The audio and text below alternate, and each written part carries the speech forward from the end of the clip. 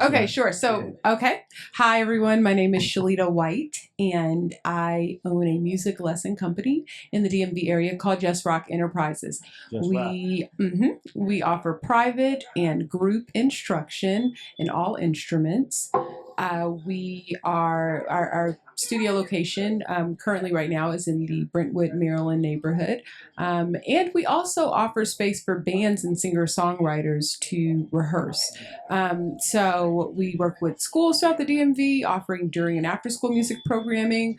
We partner with DPR, Department of Parks and Recreation, senior centers in the DMV, Children's National Hospital, Youth Services Center. I mean, the list goes on.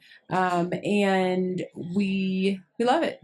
We've been doing it for a really long time. Wow. Very good. Very cool. And So let's go into who your father was. Sure. So my dad, his name is Ronald Earl Bonds. Ronald Earl Bonds. Senior. Because my brother is a junior. And he's awesome.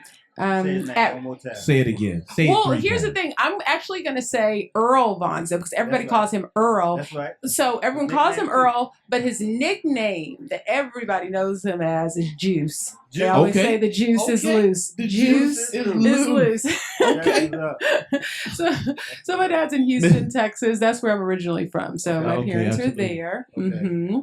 And he's awesome. He's the best daddy ever. I'll see him in a couple of days, Friday to be exact, because we will. So my dad's from Houston. Mom's from New Orleans. They met in Houston, and that's where we all grew up. But I say that because we'll be out in New Orleans this weekend for Mardi Gras, so I'll see him then. Good. Okay. Yeah. That'll do it. That'll make it happen. Throw some beads. So who was Juice, and what Juice do? That impacted your life. Sure. So I mean, he's awesome. My dad was just always just there. I mean, very, very involved with everything, all of our extracurricular activities, anything it was that me, my brother and sister wanted to pursue. He just always figured out a way to show up and make it happen, That's right. And then I think, one of the things that I think imprinted on myself, and I'm sure my siblings, was that he taught us focus and just having some sort of schedule. Now, I'm not like some sort of super meticulous person with that, but like we had our days. Mondays, could have been like bike riding days. Tuesdays were days that whatever our, whether we're playing sports or something, that was a day for that. Wednesdays, boxing. Thursdays, music. Fridays, if he's jamming with his band on the patio, that's what, we were out there just listening because he did have his band and they always had their jam sessions and he still does. Yeah, you'll remember those. Wow. I'm sure you remember a lot. Wow. Yeah. Oh, yeah. Wow. So that really leads us into the next question, the impact watching him grow up and the decisions you made for your business. It kind of so go ahead into that part. Oh, sure. So, so for me, I grew up singing, and my dad just really helped to nurture that, when I was much younger, and we would, he always had me in and out of a studio, and just kind of exposed me to a lot of spaces that he may have been affiliated with music, and just took me as far as he could that he only knew with it, and so I just remember that. And so I mean, he taught me to obviously work hard at it, but I fell in love with music too. Right. So in addition to other things I was doing, music was always something that I had a sweet spot for. So fast forward to after undergrad, I ended up moving to New York and lived there for a long time. And while I was there, so I was there for modeling for a really long time. And then after I stopped with that kind of abruptly, I really wanted to get into my music. And I just thought about everything that my dad had taught me. Like I remember, it wasn't intimidating for me to go to get into a studio or to start networking and talking to different people to figure out like next moves. So yeah, you're right. He imprinted on me those types of things at a young age, and so yeah, I started just trying to pursue it for myself. But the roadblocks that I found myself getting into were the on-the-job training that he wasn't able to teach, that I realized, okay, I'm learning certain things, and it's cool that my folks taught me one thing, so I'm carrying that torch. I'm carrying the torch for my dad, but like I want to be able to help other people know, like, okay, certain things you need to do, like certain skills or certain etiquette or whatnot whenever you are in these music spaces, especially if you are trying to pursue a career as an independent artist. And so that's what inspired me to start my company, because using that and then the on-the-job training, I was like, I don't want other kiddos to like have to go through some of the things that I went through to get here. I was like, gosh, had I known things several years earlier, then I probably would start here instead of down here. So and the difficulty of being signed, being shelved, being signed as a songwriter or signed as you get so excited, we want to sign you, but we're going to shelf you for about 2 years, so but you're already making money on your own, doing your own residency. You don't need us, but you need the name recognition. Yeah, so it was a lot of, I just remember those moments and things. So Can I ask you a quick question? What kind of music was your dad, when you say the band, was he into jazz? I mean, I would say, I guess it's kind of like funk. Maybe. Yeah. My dad sings he sings every song like Al Green. So like right, but it could be another artist and he's gonna sing the song like Al Green. That's fun. It could be a gospel song and he's gonna sing it like Al Green. That's what's up. Yeah, so we here at Business Wisdom Wednesdays. It's about us coming together to network, like minds, and I also offer rehearsal recording space as well as podcasts for the youth. But actually, I offer it.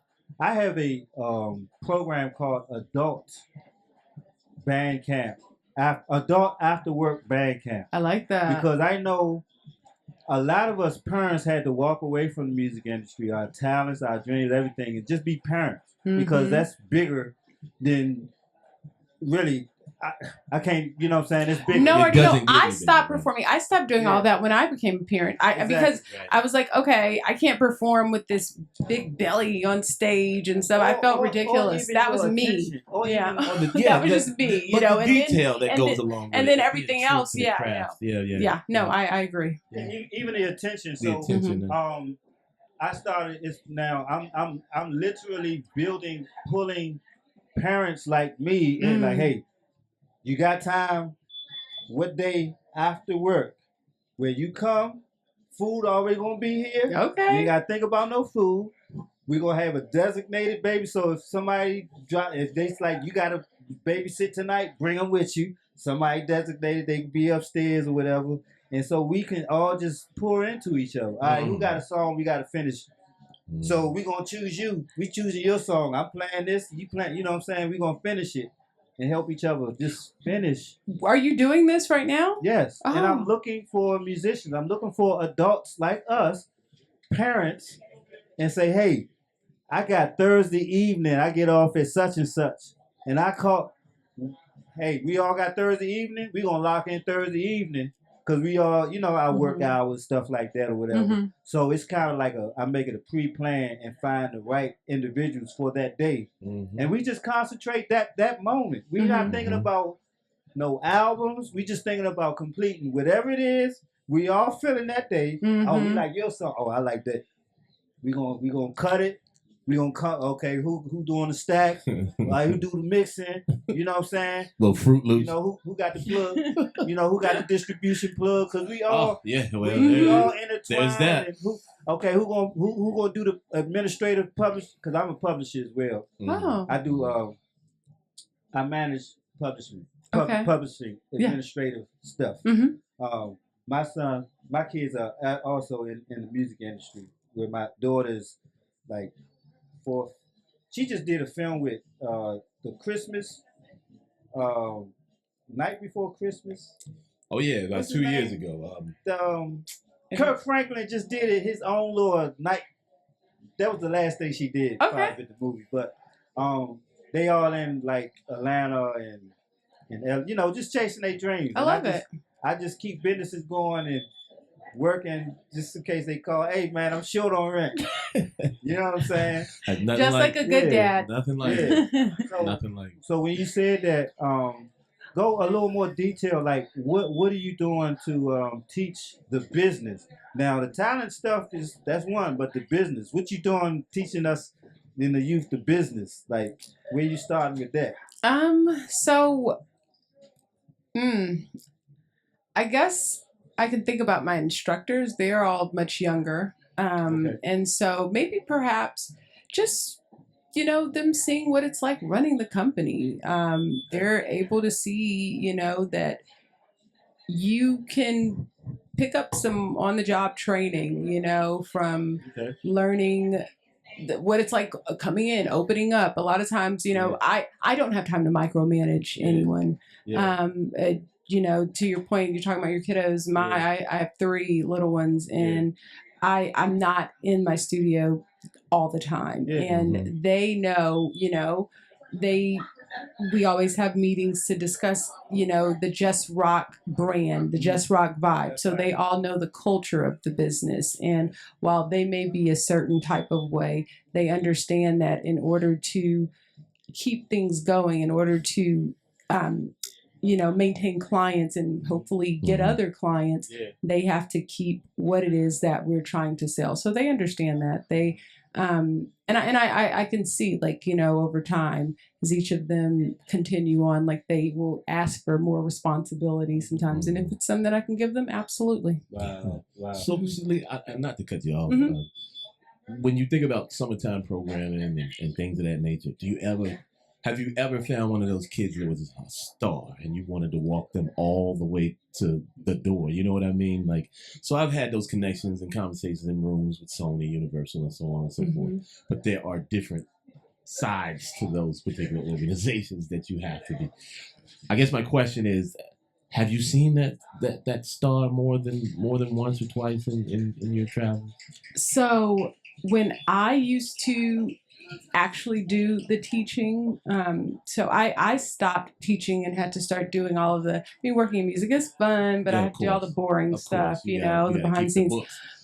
And so when I was teaching, there were, oh my gosh, I had a lot of voice students, but there were a handful that were just absolutely amazing. And in addition to what, we already did, which were the private lessons, we would also have these recording sessions twice a year with this studio out here. It was amazing. Cool. And then because I, we're still connected to some of my New York people, we would go back and forth like once a year and have like these songwriting sessions and songwriter circles. And they get a chance to go to the radio station and, chat and sing and, or just do things like that. So yes, I have come across them. And what I will say is that by me being behind the scenes a lot, I'm thankful that we are continuing to grow and making connections.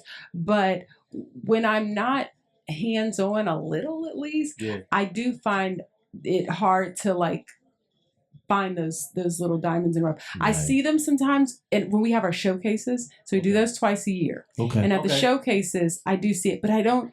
It may be more of like these instrumentalists that are absolutely sick. They're amazing, but then some may want to sing and play at the same time, but it's having to nurture that. And I'm still trying to nurture that in some of my instructors who, too have these amazing voices. So not look at it as just a job. Right.